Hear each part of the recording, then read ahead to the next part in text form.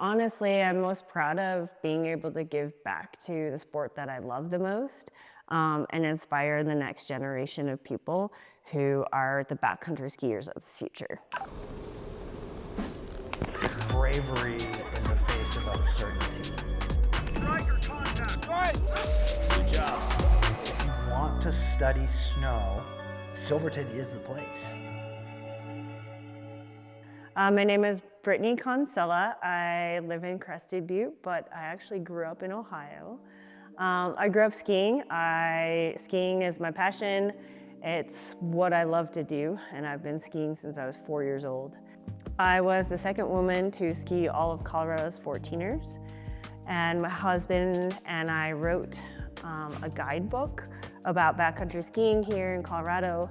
I'm an avalanche educator here at Silverton Avalanche School, and it's a great place to work here. I love the camaraderie and the teamwork that we have here. I started backcountry skiing 19 years ago, so it's been a while now. I started basically after I had finished competing in freestyle skiing. I had quit, and I did that for about 8 years. Once I had quit that, I needed something else to do with the sport of skiing, like something else to look forward to. So that's kind of how backcountry skiing entered my life. Pretty quickly, I decided that it should be a pretty cool goal to ski all of Colorado's 14,000 foot peaks. At that point in time, only one other person had skied them all.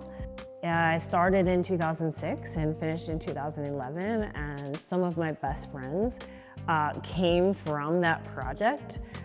You can push yourself in ways that you can't push yourself at like a ski resort, because at a ski resort, it's all about going fast or hucking up off cliffs, and you can do that in the backcountry, but you can also push yourself by going farther or doing a really challenging route or doing something that's really technical, like a ski rappel into something.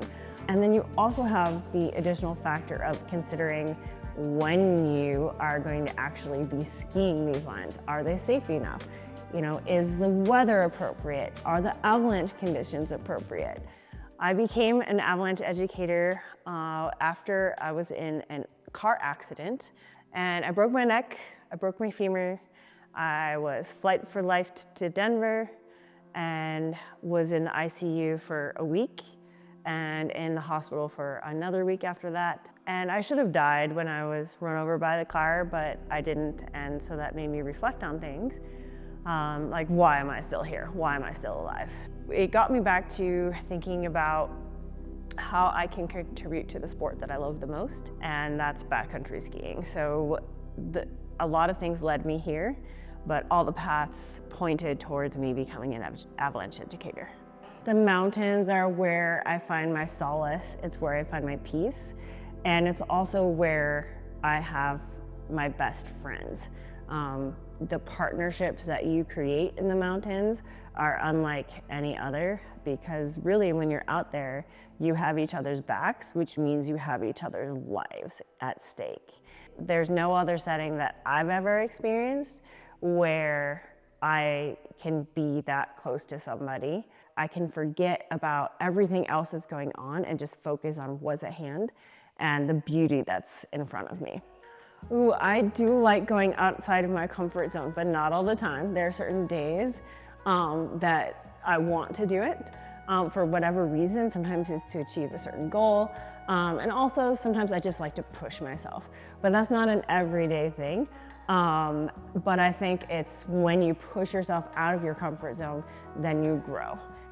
I think some of my strengths as a backcountry partner is that I do believe in working as a team together. I do think I am perceived very much as a leader in the backcountry world and even among my partners. But I don't lead up front. I'm very much a lead from behind kind of person. I mean, Silverton is just kind of a really special place. I live in Crested Butte, but this is my home away from home. I really like working at Silverton Avalanche School because the camaraderie is really great among the instructors. We also push each other to be better and do the best that we can do and deliver the best product that we can for our students. But we also have a really fun time together, and it feels like family. As an educator, I just really like to inspire people and give people the tools they need to try to do their own things and achieve their own dreams in the realm of backcountry skiing. The list of things that I want to do for backcountry skiing keeps growing, which means that like the number of lines that I want to ski, the number of peaks that I want to ski, it keeps getting longer, even though I keep checking things off. But unlike skiing all the 14ers, I don't have a clear direction of where I want to go with this anymore, except that I'm kind of following my heart and just following my passion and my love for the sport. And it continues to open more and more doors for me. And sometimes I don't know where those doors are gonna lead, but I've been following them and it's led me to such great places, and I just keep going in that direction.